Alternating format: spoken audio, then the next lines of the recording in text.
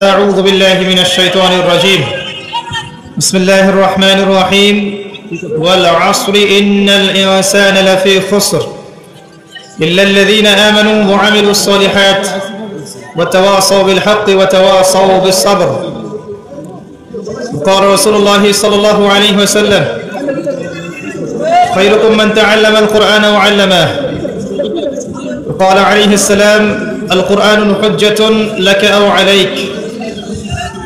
رب اشرح لي صدري ويسر لي أمري واحلل عقدة من لساني يفقه قولي. اللهم فقهنا في الدين وعلمنا التأويل. آمين يا أرحم الراحمين.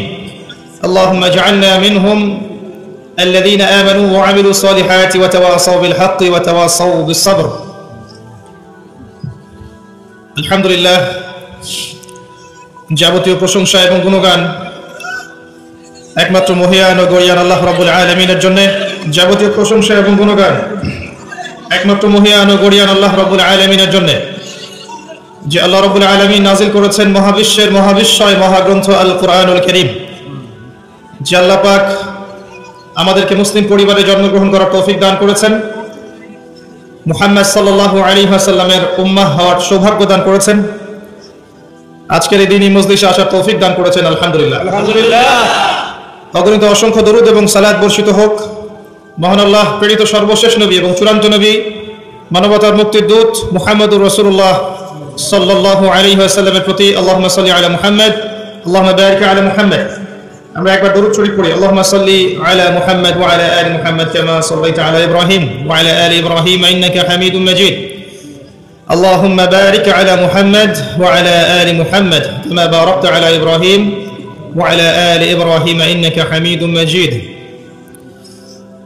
সম্মানিত উপস্থিতি, কেমন আছেন আপনারা? আলহামদুলিল্লাহ। আলহামদুলিল্লাহ। দীর্ঘ সময় পর্যন্ত আপনারা অপেক্ষা করছেন।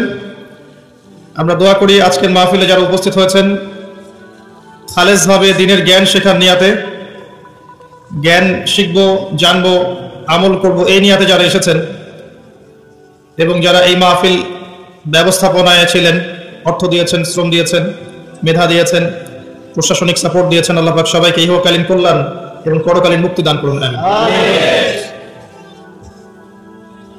আর অলরেডি আমাদের যাত্রা পথে বেশ দেরি হয়ে গেছে, ট্রাফিক জ্যাম, রাস্তায় গাড়িরও সমস্যা হয়েছিল।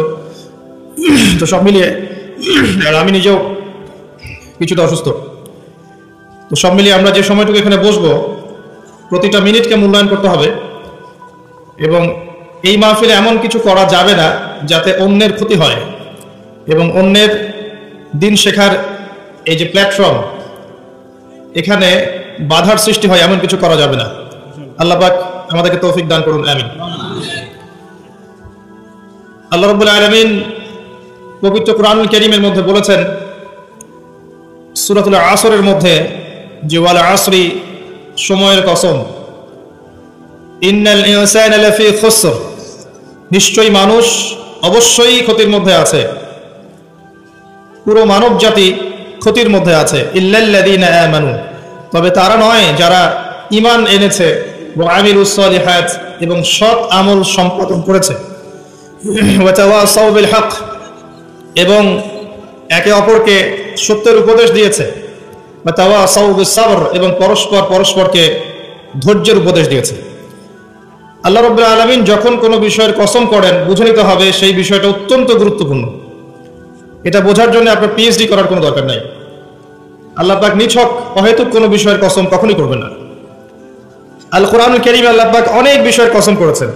ওয়াদ-দুহা, দ্বীপ্রহরের কসম, ওয়াল লাইল, রাতের কসম, ওয়াত-তিন, তিন ফলের কসম, ওয়াজ জাইতুন, জাইতুনের কসম, ওয়াশ শামস, সূর্যের কসম, ওয়াল কমার, চাঁদের কসম। এমন অনেক শপথ বা কসম আল্লাহ পাক করেছেন। ঠিক একইভাবে আল্লাহ পাক ওয়াল আসরি বলে সময়ের কসম করেছেন। বুঝে নিতে হবে সময় আমাদের জীবনের সবচেয়ে গুরুত্বপূর্ণ বিষয়। সময়কে যে মূল্যায়ন করতে পারবে না, সময় তাকে মূল্যায়ন করবে না।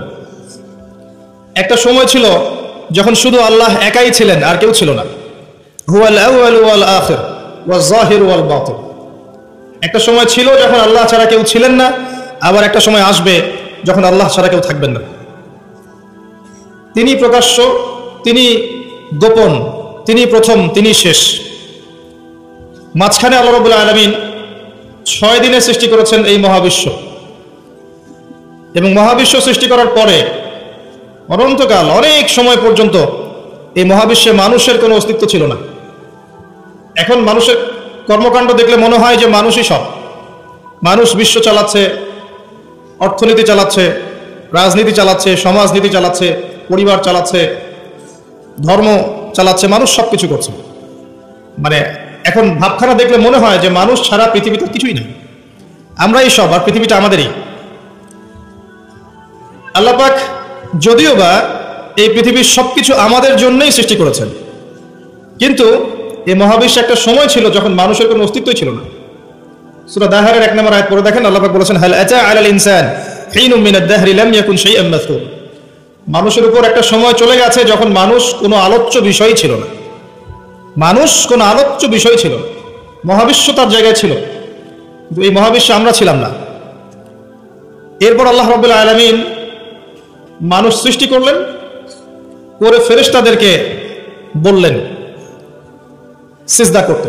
তার আগে আল্লাহ পাক যা করেছেন, আল্লাহ পাক ফেরেশতাদেরকে ডেকে বলেছেন যে আমি পৃথিবীতে খলিফা পাঠাতে চাই। ওয়াজ ক্বালা রাব্বুকা লিল মালায়েকা ইন্নী জাঈলুন ফিল আরদি খলিফা। যখন আল্লাহ পাক ফেরেশতাদেরকে বললেন যে নিশ্চয়ই আমি পৃথিবীতে আমার খলিফা পাঠাতে চাই, এই পৃথিবী মানুষের জন্য তখনই হবে যখন আমরা আল্লাহর খলিফার মতো কাজ করব। পৃথিবীতে মানুষের কাজ যদি শয়তানের খলিফার মতো হয়, তাহলে এই পৃথিবী আমার জন্য নয়, এই পৃথিবী আমাকে সময় দিবে না।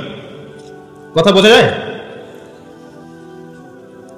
এই পৃথিবীতে আল্লাহ পাক মানুষকে পাঠানোর আগে ফেরেশতাদেরকে জিজ্ঞাসা করেছিলেন যে আমি পৃথিবীতে খলিফা পাঠাতে চাই। খলিফা কে? খলিফার কাজ কি? খলিফা কি সেই ব্যক্তি যে সারাদিন টিকটক করে? খলিফা কি সেই ব্যক্তি যার নামাজের কোনো খবর নাই? খলিফা কি সেই ব্যক্তি যে রোজাও রাখে না, যাকাতও দেয় না? খলিফা কি সেই যে আল্লাহ বিরোধী আইন করে? খলিফা কি সেই ব্যক্তি যে মুসলিমদেরকে দমন পীড়ন করে, রক্ত ঝরায়? খলিফা কি সে ব্যক্তি যে ব্যক্তি আল্লাহর যাবতীয় আদেশ লঙ্ঘন করে আর নিষেধগুলোর উপর আমল করে? কে খলিফা? আল্লাহ পাক খলিফার সংজ্ঞা দিয়েছেন সূরা সাদের মধ্যে। কোন সূরায়? সাদ পড়ে দেখেন, শেষের দিকে পাবেন। আল্লাহ পাক বলেন, ইয়া দাউদ, হে দাউদ আলাইহিস সালাম, ইন্না জাআলনাকা খলিফাতান ফিল আরদ। হে দাউদ, আমি তোমাকে পৃথিবীতে আমার খলিফা করে পাঠিয়েছি। ওই যে আদম আলাইহিস সালামকে আল্লাহ পাক খলিফা করে পাঠিয়েছেন, দাউদ আলাইহিস সালামকেও আল্লাহ পাক বলেছেন আমি তোমাকে পৃথিবীতে খলিফা করেছি। তোমার কাজ হচ্ছে ফাহকুম বাইনান নাসি বিল হক। তোমার কাজ হচ্ছে পৃথিবীতে তুমি মানুষের মাঝে আল্লাহর বিধান দিয়ে বিচার ফয়সালা করবে, সত্যের মানদণ্ডে ন্যায় বিচার করবে। ওয়ালা তাত্তাবিউল হাওয়া, নিজের প্রবৃত্তির অনুসরণ করবে না। যদি তুমি প্রবৃত্তির অনুসরণ করো, এটা তোমাকে আল্লাহর সরল পথ থেকে বিচ্যুত করে দিবে। আর যারা আল্লাহর সরল পথ থেকে বিচ্যুত হয়, তাদের জন্য অপেক্ষা করছে যন্ত্রণাদায়ক শাস্তি, বিমা ইয়ানাসু ইয়াউমাল হিসাব। এই কারণে যে তারা হিসাবের দিনটা ভুলে গেছে। খলিফার ফাংশন কি বুঝতে পারলেন? পৃথিবীটা তখনই আমাদের হবে যখন আমরা আল্লাহর খলিফা হতে পারবো। আর আল্লাহর খলিফা কোশ্চিন কালেও আল্লাহর অবাধ্য হয় না, আল্লাহর আদেশ এবং নিষেধকে লঙ্ঘন করে না। আর দাউদ আলাইহিস সালাম এমন একজন নবী ছিলেন যিনি জেরুজালেম থেকে সারা বিশ্ব শাসন করেছিলেন, এবং তার পরবর্তীতে তার সন্তান সুলাইমান আলাইহিস সালাম তিনিও একই কাজই করেছেন। বরং সুলাইমান আলাইহিস সালামের সময় আল্লাহ পাক তাকে এত ক্ষমতা দিয়েছিলেন যে জিন জাতি পর্যন্ত তার আনুগত্য করত। সুবহানাল্লাহ। বাতাস তার কথা শুনত। একটা আরশে তিনি বসতেন, মাসের পর মাস দূরত্ব মুহূর্তেই সফর করত একটা চেয়ার, কুরসি। বাতাসকে আল্লাহ পাক তার অনুগত করে দিয়েছিলেন। আল্লাহ পাক তাকে অন্যান্য প্রাণীর ভাষা বোঝার ক্ষমতা দিয়েছিলেন। আল্লাহ পাক তাকে কি দেন নাই? দুনিয়ার এবং আখিরাতের যাবতীয় নেয়ামত আল্লাহ পাক সুলাইমান আলাইহিস সালামকে দিয়েছেন। সুবহানাল্লাহ। তারপরে তিনি উদ্ধত অহংকারী ছিলেন না, তিনি বিনয়ী ছিলেন। আজকে আমরা যে এখানেই থাকি না কেন, সামান্য ক্ষমতা পেলেই উদ্ধত হয়ে যায়, অহংকারী হয়ে যায়। আল্লাহ পাক আমাদেরকে অহংকারী চরিত্র থেকে হেফাজত করুন, আমিন। আল্লাহ পাক ফেরেশতাদেরকে জিজ্ঞাসা করেছিলেন এই বিষয়টা। ফেরেশতা মণ্ডলী বলেছিলেন, আতাজআলু ফিহা মান ইউফসিদু ফিহা ওয়া ইয়াসফিকু দিমা। হে আল্লাহ, আপনি কি এমন কাউকে পৃথিবীতে পাঠাতে চান যে পৃথিবীতে গিয়ে দুইটা কাজ করবে, ফিতনা ছড়াবে আর রক্তপাত ঘটাবে। ফিতনা ছড়াবে এবং রক্তপাত ঘটাবে। পৃথিবীর দিকে তাকিয়ে দেখেন মানুষ এখন কি কাজ করছে সারা পৃথিবীতে? ফিতনা ছড়াচ্ছে এবং রক্তপাত ঘটাচ্ছে। এগুলোকে জিনজাতি করছে। যাহারাল ফাসাদু ফিল বাররি ওয়াল বাহরি বিমা কাসাবাত আইদিন নাস। আল্লাহ পাক সূরা রুমের মধ্যে বলেছেন জলে এবং স্থলে যত বিপর্যয় ছড়িয়ে পড়েছে এগুলো মানুষের হাতের কামাই। আপনি আল্লাহর কথা ডিনাই করতে পারবেন না, এটা আল্লাহর কথা। আপনি দেখেন বিশ্বের দিকে এক দেশ আরেক দেশকে যে আক্রমণ করছে, বিশ্বটাকে একটা নিউক্লিয়ার যুদ্ধের দিকে নিয়ে গেছে, এটা কি জিনজাতি করেছে? এই নিউক্লিয়ার ওয়েপন্স গুলো কি মানবতার কল্যাণে কাজ করবে? একটা যদি আল্লাহ না করুক বিস্ফোরিত হয়, আর এটা সমূহ সম্ভাবনা আছে যে হতেই পারে আগামীতে, তখন বিশ্বের এই অবস্থা থাকবে? কোশ্চিন গেল থাকবে না। আপনি দেখেন অর্থনীতির মধ্যে আমরা যে সুদভিত্তিক অর্থনীতি চালু করেছি, এটা কি জিনজাতি করেছে? আর এর মধ্য দিয়ে কি আমাদের কল্যাণ হচ্ছে? আমরা সংস্কৃতির নামে যে অশ্লীলতা ছড়িয়ে দিয়েছি, নারী পুরুষের ফ্রি মিক্সিং বেলাল্লাপনা ছড়িয়েছি, পর্নোগ্রাফি ছড়িয়েছি, মাদক দ্রব্য ছড়িয়ে দিয়েছি। আমরা নারীরা এখন পোশাক পরেও নগ্ন হয়ে ঘুরছে, পুরুষ নারীর পোশাক পরছে, নারী পুরুষের পোশাক পরছে, ফাংশনাল রোল চেঞ্জ হয়ে গেছে। প্রজন্মের পর প্রজন্ম যাচ্ছে, তারা জীবনের উদ্দেশ্য কি জানে না। মাদক, ক্যাসিনো, টিকটক, ফেসবুক, ইউটিউবিং ইত্যাদি ভোগ বিলাসে তারা ব্যস্ত আছে। এগুলো কি জিনজাতি করছে? ফাসাদ, যত ফাসাদ, গ্লোবাল ফাসাদ, ইকোনমিক ফাসাদ, পলিটিক্যাল ফাসাদ, সামাজিক ফাসাদ, প্রতিটা সেক্টরে, পারিবারিক ফাসাদ, কোনো ক্ষেত্রেই ফাসাদ জিনজাতি ছড়াচ্ছে না। কারা ছড়াচ্ছে? এটা আল্লাহ বলেছেন যাহারাল ফাসাদু ফিল বাররি ওয়াল বাহরি বিমা কাসাবাত আইদিন নাস। মানুষের ফাসাদ এমন পর্যায়ে পর্যন্ত চলে গেছে যে প্রাকৃতিক ভারসাম্য এখন নষ্ট হয়ে যাচ্ছে। গতকালকে নিউজ দেখবেন যে হিমবাহ এত দ্রুত গলছে, বিগত শতাব্দীর চাইতে 80 গুণ বেশি দ্রুত বরফ গলে যাচ্ছে, এবং এতে 100 কোটি মানুষের জীবন হুমকির মুখে সামনে। এর কারণ হচ্ছে বাতাসে পরিবেশে carbon die oxide, carbon monoxide গ্যাসটা বেশি, এবং মিলস অ্যান্ড ফ্যাক্টরিজ, ইন্ডাস্ট্রিজ, এগুলোর মধ্য দিয়ে আমরা পরিবেশের ভারসাম্য নষ্ট করে ফেলেছি। কে করেছে? জিনজাতি। প্রত্যেকটা সেক্টর, জলবায়ু দেখেন, ভৌগোলিক পরিবর্তনগুলো দেখেন, বনভূমি উজাড় করা দেখেন, এই যে জমিনের উপর জুলুম দেখেন, আকাশ নিয়ে এখন যুদ্ধ হচ্ছে, অমুক গ্রহ আমার, এ বলছে না অমুক গ্রহ আমার, মহাকাশ বাহিনী পর্যন্ত গঠন করছে, যত ফাসাদ দেখবেন সব মানুষ করছে। এই কথাটাই ফেরেশতারা বলেছিলেন, আতাজআলু ফীহা মা ইউফসিদু ফীহা ওয়া ইয়াসফিকু দিমা। আল্লাহ, আপনি কি এমন কাউকে পৃথিবীতে পাঠাতে চান যারা পৃথিবীতে গিয়ে রক্তপাত ঘটাবে আর ফাসাদ সৃষ্টি করবে? আল্লাহ পাক সেই কথাই বলেছেন সূরা রুমের মধ্যে, জলে স্থলে যত বিপর্যয় এগুলো মানুষের হাতের কামাই। অস্বীকার করার কোনো বুদ্ধি নাই, এগুলো আমাদের হাতের কামাই। ব্যক্তিগত পর্যায়ে ওয়াল আসরি, সময়ের কসম, কেউ যদি সময়কে মূল্যায়ন না করে সে নিজে তার নফসের উপর জুলুম করবে, ফাসাদ সৃষ্টি করবে না? আসেন, এরপরে আল্লাহ পাক মানুষ সৃষ্টি করলেন আদম আলাইহিস সালামকে, এবং তাকে জ্ঞান শিক্ষা দিলেন। ওয়াআল্লামা আদামাল আসমাআ কুল্লাহা। আল্লাহ পাক আদম আলাইহিস সালামকে সমস্ত জ্ঞান শিক্ষা দিয়েছেন। বলেন সুবহানাল্লাহ। সমস্ত নামকে শিক্ষা দিয়েছেন। জ্ঞান কি বুদ্ধি থেকে আসে না অভিজ্ঞতা থেকে আসে? ফিলোসফিক্যাল থটস আছে এরকম, জ্ঞান আসে বুদ্ধি থেকে, কেউ বলে জ্ঞান আসে অভিজ্ঞতা থেকে, কেউ বলে জ্ঞান হচ্ছে সমন্বয় মতবাদ, কিছু বুদ্ধি কিছু অভিজ্ঞতা। কিন্তু আল্লাহ কোরআনে বলছেন জ্ঞান আসে কার পক্ষ থেকে? আল্লাহর পক্ষ থেকে। সূরা কাহফ 29 নম্বর আয়াত পড়ে দেখেন, ওয়াকুলিল হাক্কু মির রাব্বিকুম, হক তোমার রবের পক্ষ থেকে নাজিল হয়। হকটা কি? যখন তাওরাত নাজিল হয়েছিল, তাওরাত ছিল কি? হক। যখন জাবুর নাজিল হয়েছে, জাবুর কি ছিল? যখন ইনজিল নাজিল হয়েছে, ইনজিল কি ছিল? যখন কোরআন নাজিল হয়েছে এবং সুন্নাহ এসেছে, কিয়ামত পর্যন্ত হক কি থাকবে? অন্য কোনো হকের মানদণ্ড থাকবে না। যদি কোনো বিষয়ে কোরআন এবং সুন্নাহর সাথে মেলে, এটা মানতে কোনো আপত্তি আছে না। আর যদি কোনো বিষয়ে কোরআন সুন্নাহর সাথে না মেলে, ছাড়তে কোনো আপত্তি আছে না। যদি ছাড়ি তাহলে কি আমি সন্ত্রাসী হয়ে যাব না? আর যদি মানি তাহলে কি আমি মৌলবাদী হয়ে যাব না? কোরআন এবং সুন্নাহর সাথে যা মেলে এটা যদি আমি মেনে নেই, এটা কি আমার অপরাধ না?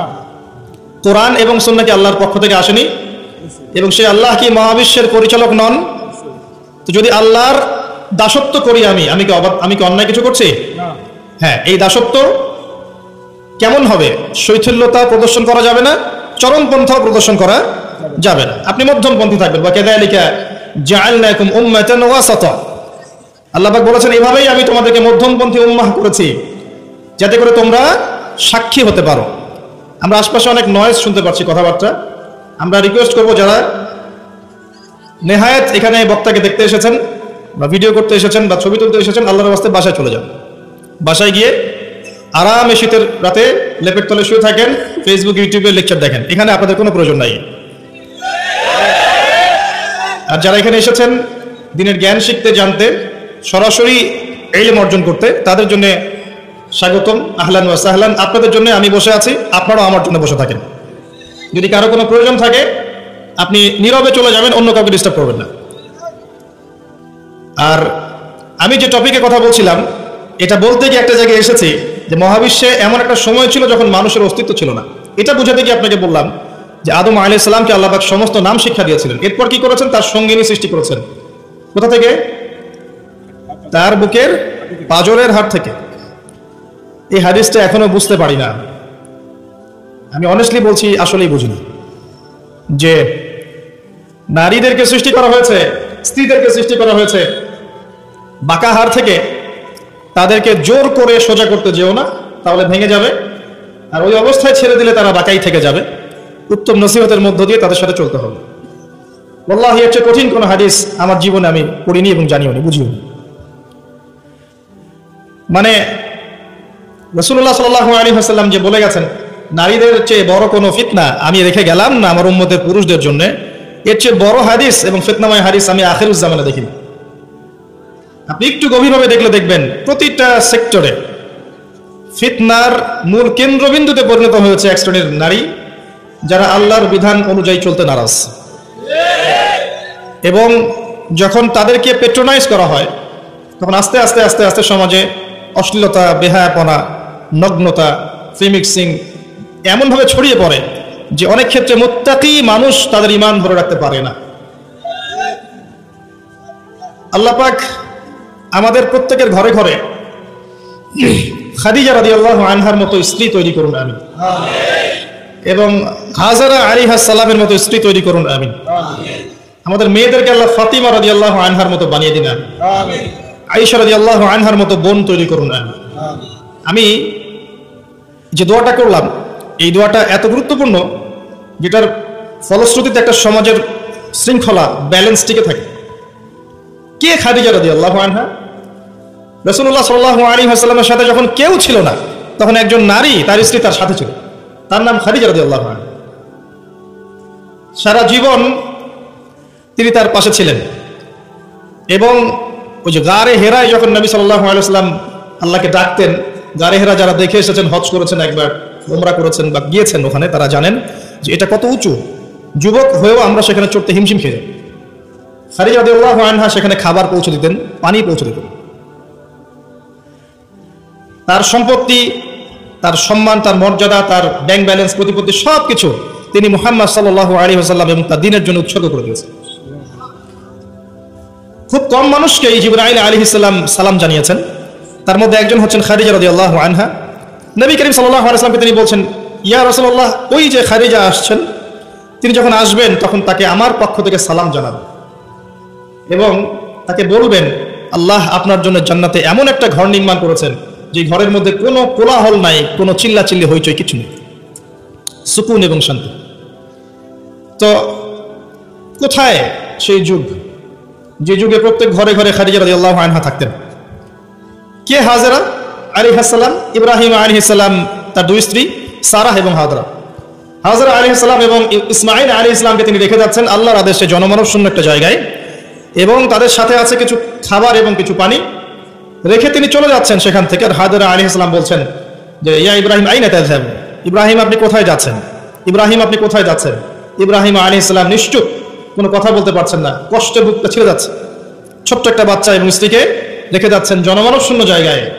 তখন হাজরা আলাইহিস সালাম বলছেন, আপনি কি আমাদেরকে আল্লাহর আদেশে ছেড়ে যাচ্ছেন ইব্রাহিম?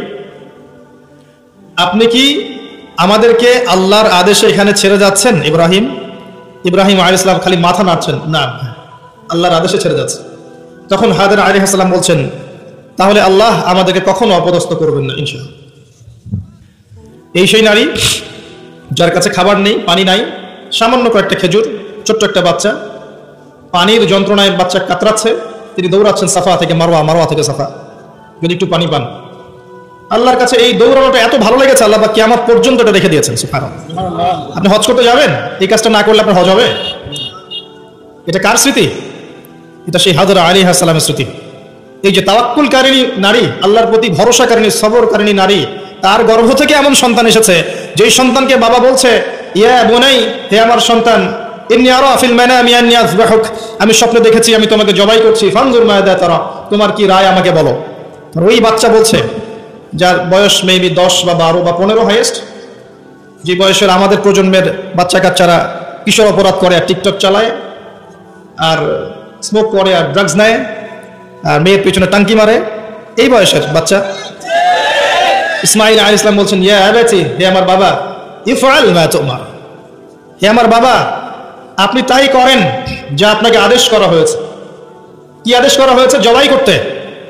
আপনি তাই করেন যা আপনাকে আদেশ করা হয়েছে। সাতাজিদুনি ইনশাআল্লাহু মিনাস সাবিরিন, ইনশাআল্লাহ বাবা আপনি আমাকে সবরকারী পাবেন। এই জেনারেশনের একটা ছেলেকে দেখাতে পারবেন যে এরকম করে কথা বলতে পারবে? একটা ছেলে? এরা তো জানেই না জীবনের উদ্দেশ্য কি, জীবনটাকে সেটাই জানে। What is life, the definition of life, the definition of success জানে না। ওই ছোটবেলায় একটা বইয়ের বোঝা কাঁধে চাপিয়ে দেওয়া হয়েছে, ব্যাগের মধ্যে 10টা বই, এটা নিয়ে গিয়েছে প্রথমে প্লে, তারপর নার্সারি, তারপর 1 2 3 4 5 6 7 8 9 10 পড়েছে। পরীক্ষা A+ পেতে হবে, গোল্ডেন পাওয়ার জন্য যা ইচ্ছা তাই করেছে। তারপরে আপনার HSC করেছে, অনার্স মাস্টার্স করেছে, মাশাআল্লাহ। এখনো জানে না ওযুর ফরজ কয়টা, এখনো জানে না যে কোরআন কি জিনিস, কোরআনের মধ্যে আল্লাহ কি বলেছেন, হাদিস, প্রফেটিক লাইফস্টাইল কি, হাদিস কি, নবী সাল্লাল্লাহু আলাইহি ওয়াসাল্লাম জীবনী আবার কি জিনিস, তার স্ত্রীদের নাম, কত সালে বদরের যুদ্ধ, কত সালে উহুদ, কিভাবে তিনি দিন প্রতিষ্ঠা করেছেন, সাহাবায়ে কেরামের জীবনী, ইসলামী খেলাফত, ইসলামের ইতিহাস, টোটালি ইন ইগনোরেন্স, পুরো অজ্ঞতার মধ্যে আছে এগুলোতে। এরপরেও তাদের পিতামাতার অ্যাটিটিউড দেখলে মনে হয় যে এগুলো সোনার ছেলে, সব ছেলে। এবং মেয়েদের দিকে তাকান, ওই বয়সেরই সারাদিন মেকআপ বক্স, নতুন কি জামা আসছে, নতুন কোন ফ্যাশন আসছে, কোন ড্রেসটা পরে মার্কেটে গেলে মানুষ আমাকে দেখবে বেশি, তারপরে ছেলের পোশাক নতুন নতুন কোনগুলো আসছে যেগুলো এখন মেয়ের পোশাক হিসেবে ব্যবহার করা যায়, ফেসবুকিং, চ্যাটিং, স্ন্যাপচ্যাট, ইনস্টাগ্রাম, ছবি, নিজের ছবি নিজেই তুলছে, নিজেই হাসছে, একা একাই হাসে, একাই ছবি তোলে, একাই আপলোড করে। কি মনে হচ্ছে আপনাদের কাছে? এবং নবী করিম সাল্লাল্লাহু আলাইহি ওয়াসাল্লাম কিন্তু বলেছিলেন যে আখিরুজ জামান, কিয়ামত হবে না ততদিন পর্যন্ত যতক্ষণ না এমন কিছু নারী সমাজে বের হচ্ছে, নিসাউন কাসিয়াতুন আরিয়া, যে নারীরা কাপড় পরেও নগ্ন থাকবে। জি, আপনার স্ত্রীর কথাই বলছি, তার কথাই বলেছেন নবী সাল্লাল্লাহু আলাইহি ওয়াসাল্লাম, নিসাউন কাসিয়াতুন আরিয়া। আপনার বোনের কথাই বলছি, আপনার মেয়ের কথাই বলছি, কাপড় পরেও নগ্ন থাকবে। ব্যাখ্যা আমার কাছে জিজ্ঞাসা করার দরকার নেই, আপনিই ভালো জানেন।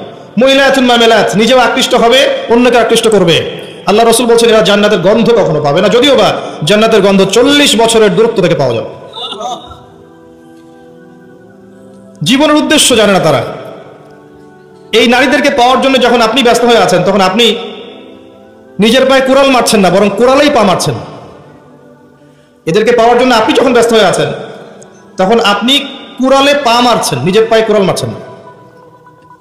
যখন তারা আপনার ঘরে আসবে, কশ্চিনকালে তারা ইসমাইলের মতো সন্তান জন্ম দিতে পারবে না, এবং তাদের চাহিদা পূরণ করতে আপনার সারা জীবনটা শেষ হয়ে যাবে।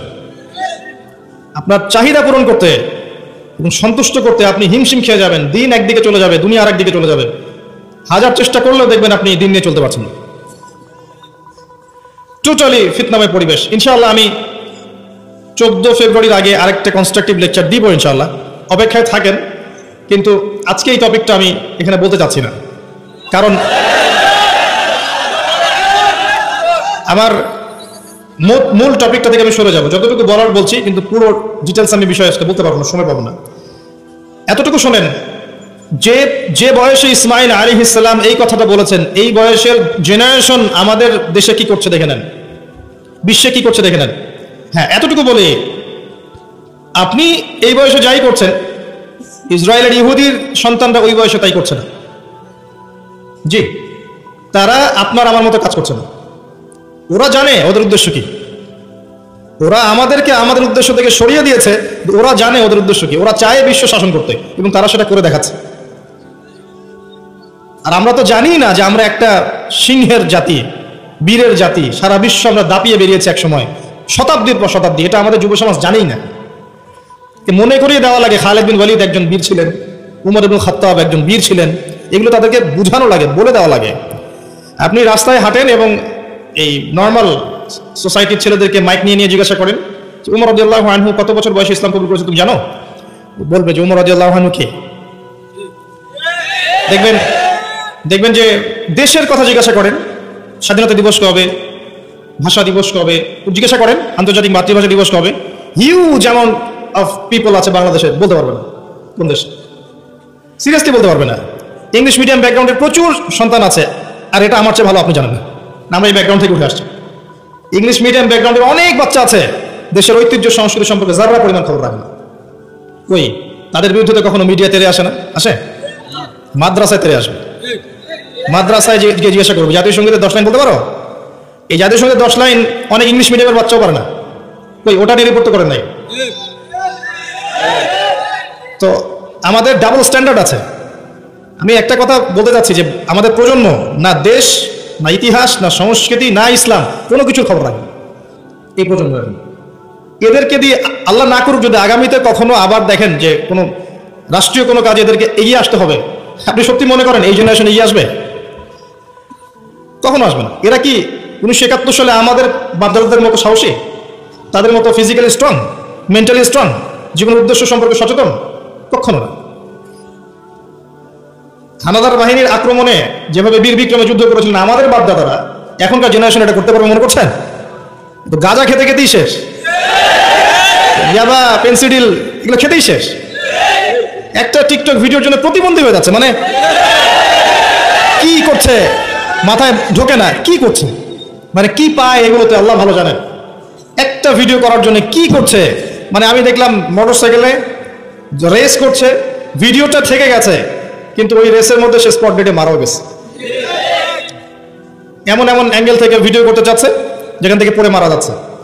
মানে একটা আয়াত মনে পড়ে, এই আয়াতটাই মনে পড়ে এই বিষয়গুলো দেখলে। আর এই সময়গুলো কিন্তু খুব দ্রুত এসেছে, বিগত 10-20 বছরে কিন্তু এমন ছিল না। খেয়াল করে দেখেছেন?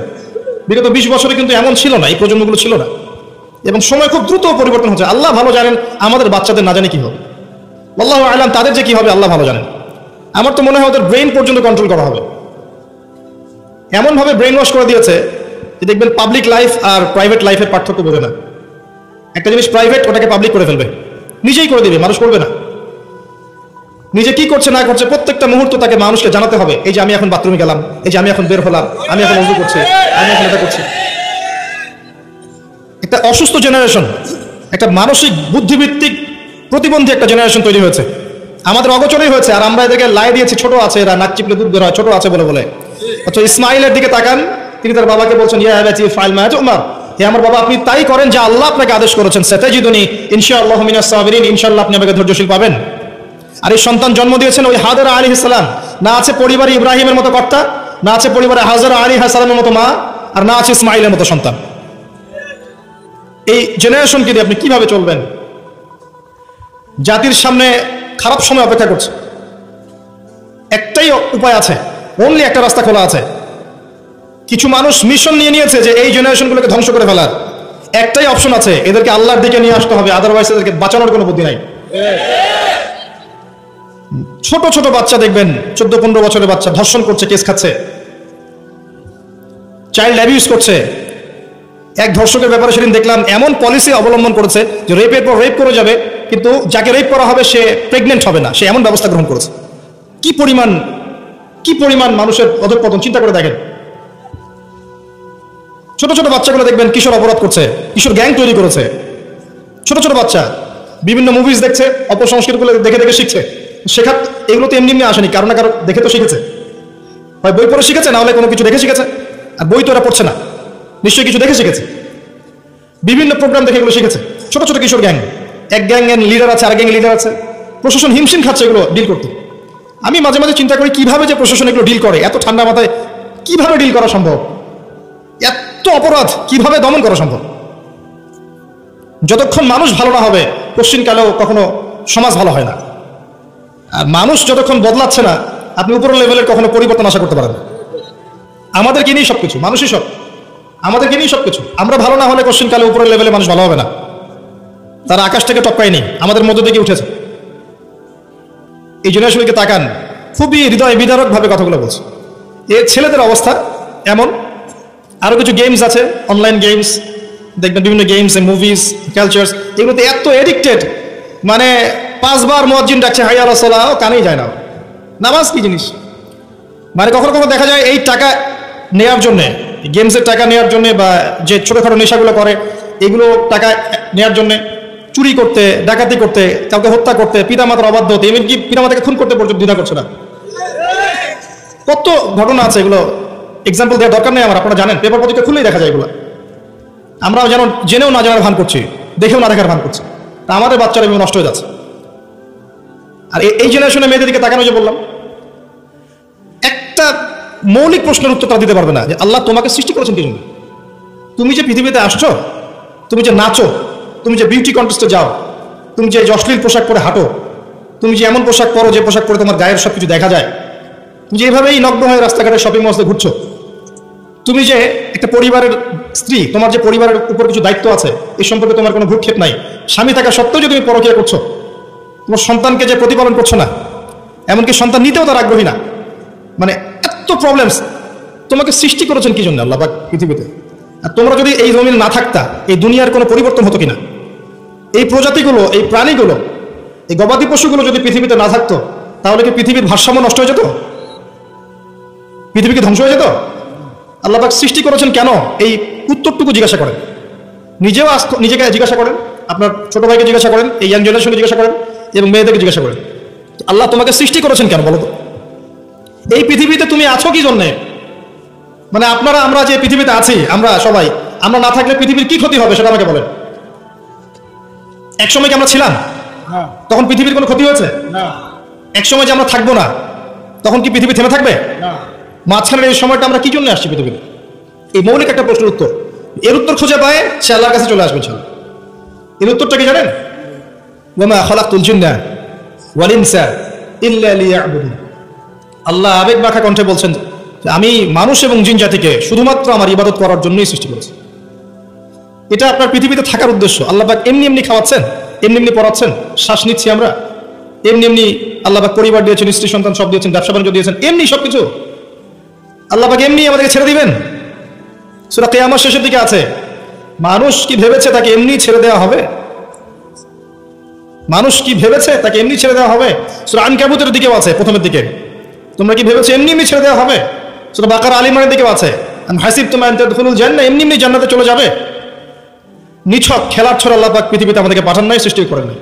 এর উত্তরটা এটাই, আল্লাহ পাক আমাদেরকে পাঠিয়েছেন তার ইবাদত করার জন্য।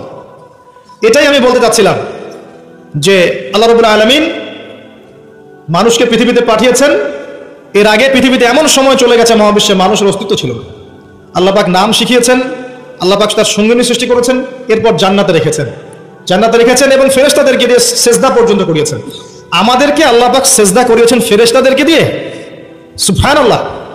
এই জেনারেশন, এবং আমরা যারা চলছি, যারা নামাজ পড়ি না, যারা রোজা রাখি না, যাকাত দেই না, আল্লাহর হুকুম আহকাম মানি না, মিথ্যা বলি, সুদ খাই, জেনা করি, মদ খাই, চুরি করি, দুর্নীতি করি, প্রতারণা করি, ঠকবাজি করি, আমাদেরকে আল্লাহ পাক সেজদা করিয়েছেন ফেরেশতাদেরকে দিয়ে। সাউন্ডস ক্রেজি না? এটা আসলে উদ্ভট মনে হচ্ছে না কথাটা? কোন মানুষরা এটার যোগ্য? এই মানুষটা কি এটার যোগ্য?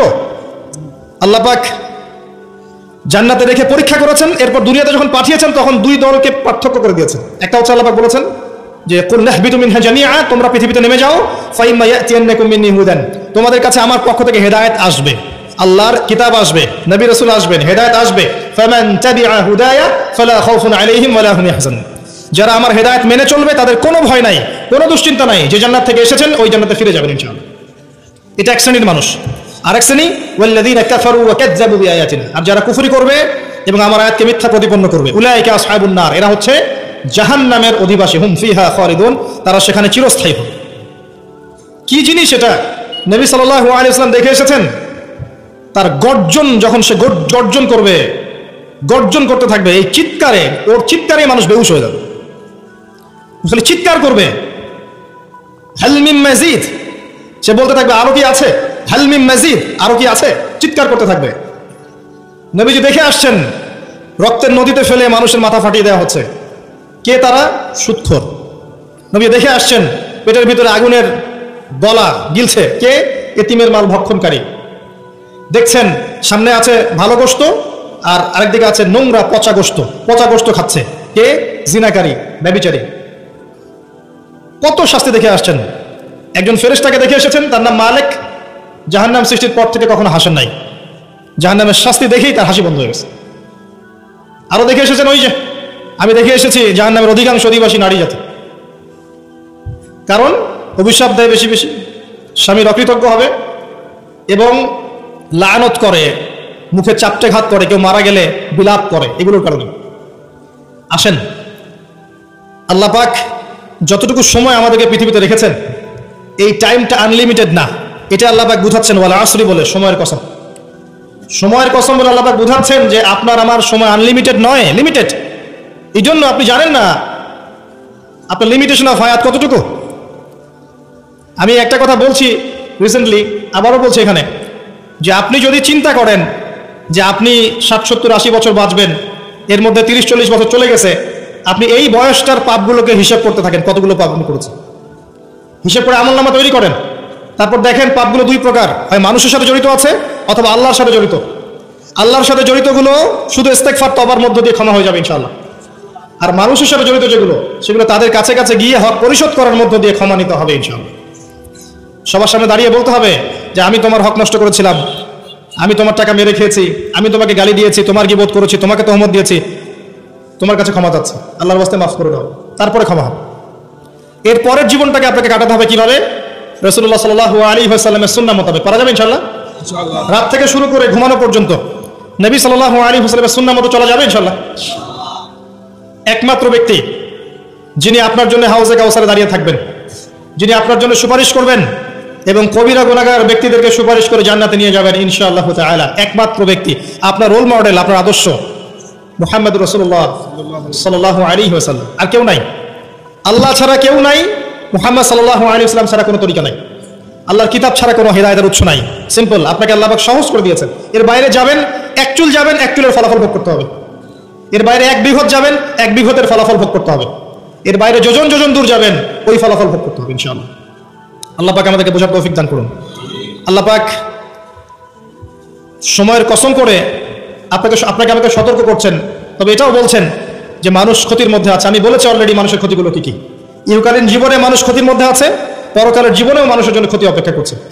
আল্লাহ পাক মানুষের ক্ষতি সম্পর্কে একটা আয়াতই যথেষ্ট, যেটা তিনি বলেছেন সূরা আরাফ 179 নম্বর আয়াত। আল্লাহ পাক বলেছেন ওয়ালাকাদ যারা'না লিজাহান্নামা কাসীরাম মিনাল জিন্নি ওয়াল ইনস। বিশেষ করছি, অল্প সময় বসেন। আল্লাহ পাক বলছেন আমি প্রচুর জিন আর মানুষকে দিয়ে জাহান্নাম পূর্ণ করব।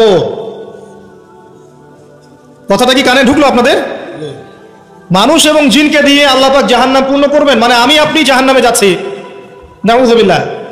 মানুষের জিনই যাবে, গরু ছাগল গবাদি পশু যাবে না, আমরাই যাব, আমাদের জন্যই জাহান্নাম অথবা আমাদের জন্যই জান্নাত।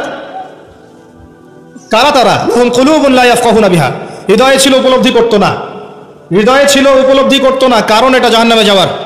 ওয়ালাহুম আ'য়ুনুন লা ইউবসিরুনা বিহা, চোখ দিয়েছিলাম দেখেনি। ওয়ালাহুম আযানুন লা ইয়াসমাউনা বিহা, কান দিয়েছিলাম শোনে নাই। উলাইকা কাল আনআম, এই শ্রেণীর মানুষকে আল্লাহ পাক বলছেন এটা গবাদি পশু, দে আর জাস্ট লাইক ক্যাটলস।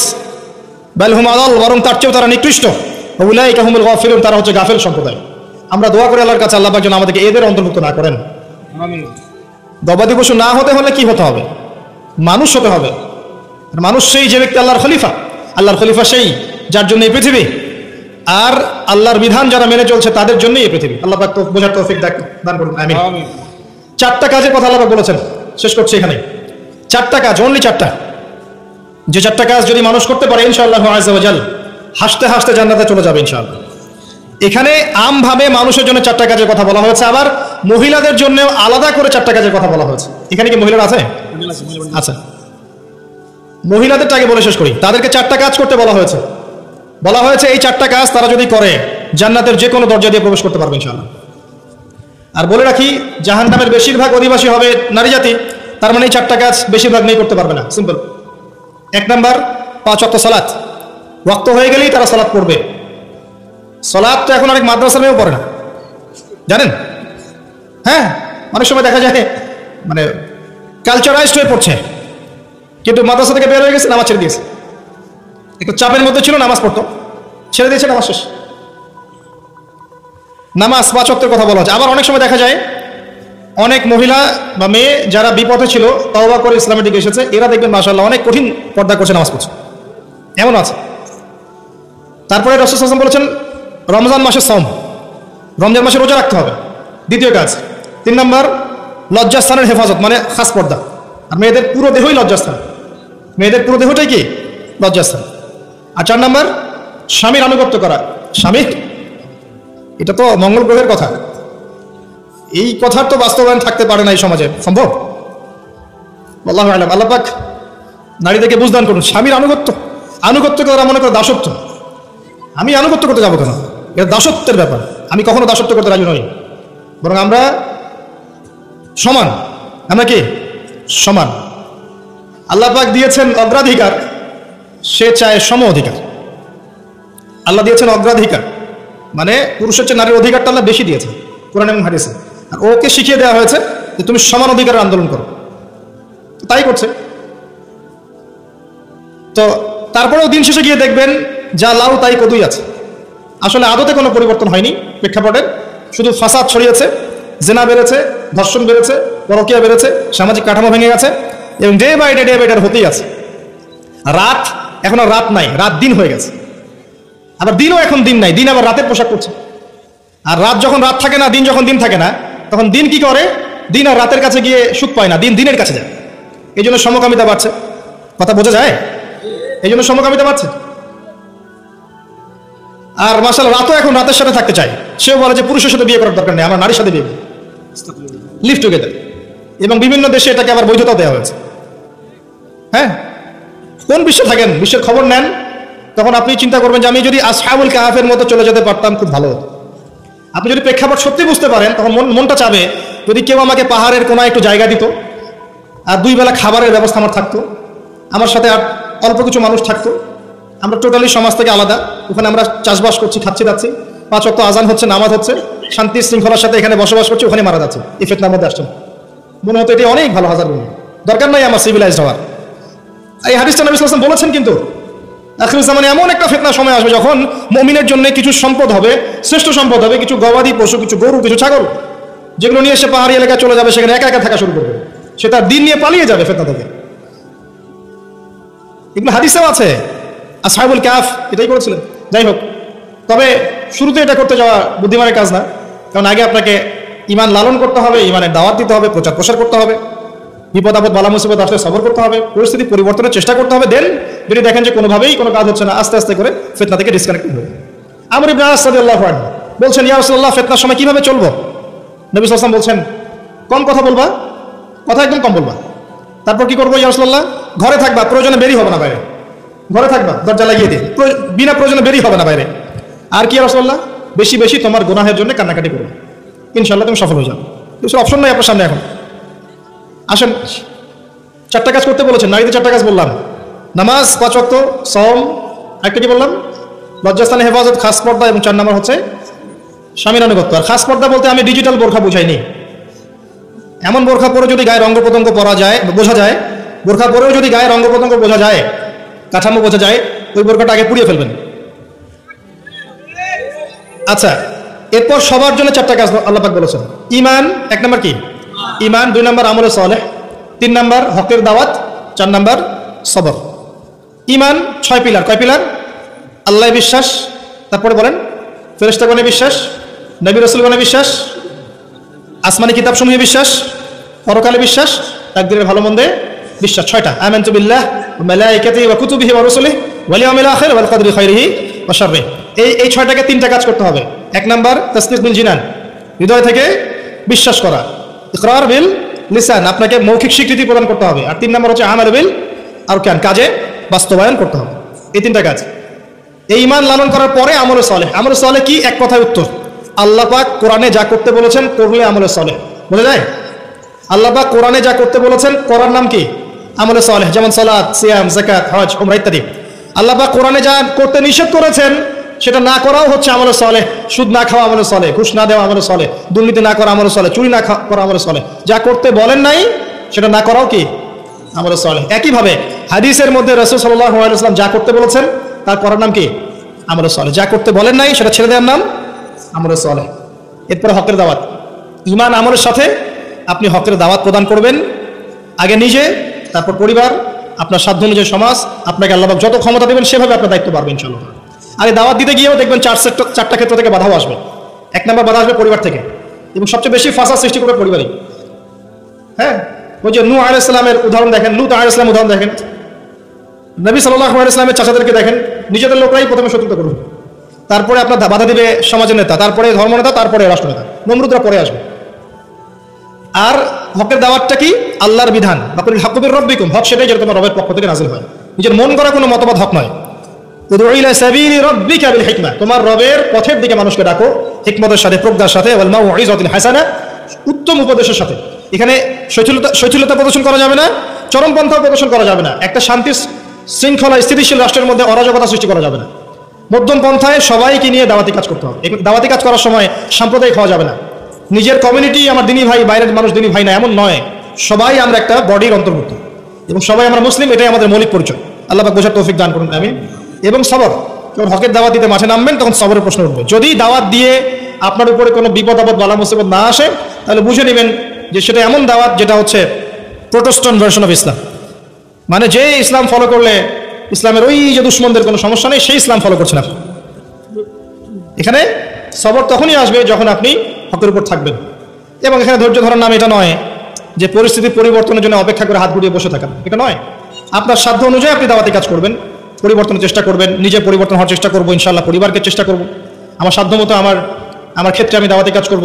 দাওয়াতি কাজ করার সময় আমি সবার প্রতি সহানুভূতিশীল থাকবো এবং নরম থাকবো, কারো প্রতি কঠোর, কর্কশ, রূঢ় এবং ইসলামের নামে কোনো আজে বাজে মতবাদ, উগ্র কোনো মতবাদ, চরমপন্থী কোনো মতবাদ ছড়াবো না। ইসলাম শান্তি ধর্ম, শান্তি প্রতিষ্ঠা হবে ইসলাম দ্বারাই। ইসলামের শান্তি দেখে অমুসলিমরা দেখবেন ইসলামের পথে চলে আসছে ইনশাআল্লাহ। আল্লাহ পাক আমাদের সবাইকে বিষয়গুলো বোঝার তৌফিক দান করুন, আমিন। আমরা আর আলোচনা লম্বা করছি না, আমি